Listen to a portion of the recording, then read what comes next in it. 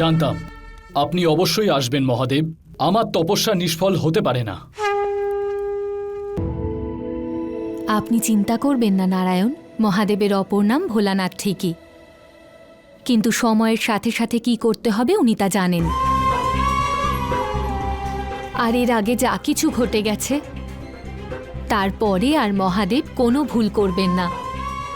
ভুল তো সময় ঠিক করে দেয় বোন, কিন্তু আমি বলতে চাইছি যে যিনি অল্পেই প্রসন্ন হয়ে বরদান করেন তার পরীক্ষা কিন্তু ততই কঠিন হয়ে যায়।